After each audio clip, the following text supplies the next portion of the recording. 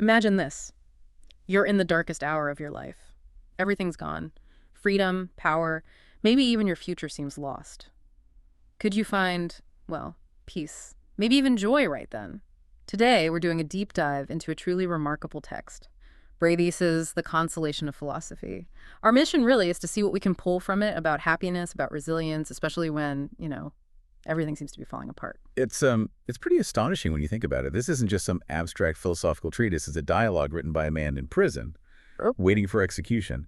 And yet, somehow, he creates this timeless piece. It tackles these huge universal questions. Fate, suffering, what happiness really is. The sheer audacity, as you said, finding solace there. It's something else. Okay, yeah, let's unpack that. Because his situation was, extreme. This wasn't just a bad day. Boethius was a major figure in Rome, a scholar, high-ranking official, and then boom, he loses it all. Power, wealth, reputation, thrown in prison on false charges, facing death. How does someone even start thinking philosophically in that kind of darkness, let alone write something so profound? It feels like a total contradiction.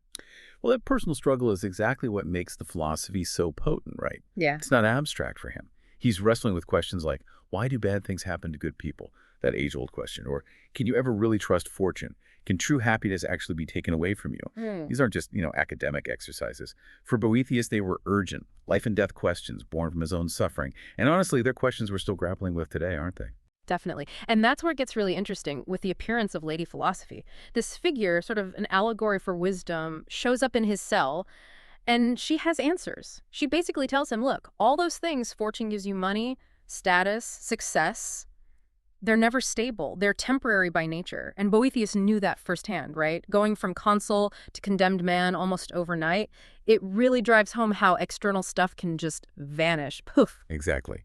And connecting that to the bigger picture, Lady Philosophy's core message is that real happiness, it's an inside job. It comes from aligning yourself with truth, with virtue, with what Boethius saw as this sort of divine rational order behind everything. It suggests that our internal state, our mind, our soul, is way more resilient than whatever's happening outside. Circumstances change, but that inner core can remain steady.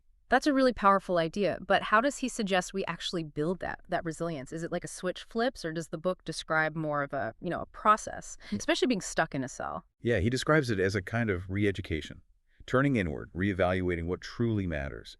The power of the book, psychologically, spiritually, is how it looks suffering right in the eye. It teaches that the human spirit, the soul, can actually find freedom even when the body is literally chained up. It's about a kind of freedom no prison can take away, a self-contained strength. Which I suppose raises a big question for you listening right now. What does it mean for you to maybe reframe adversity, to see difficult times not just as obstacles, but maybe as doorways, pathways to deeper understanding? So the core takeaway then seems to be that Boethius reminds us real happiness isn't about chasing those fleeting external things. It's not about success or luck. It's about building an internal alignment, something that hardship just can't wreck. Right. And maybe here's a final thought to consider. If Boethius, facing death in a dungeon, could find such profound consolation, such deep truth, what unexpected wisdom might you find hidden in your own daily challenges, big or small, just by shifting your perspective a little?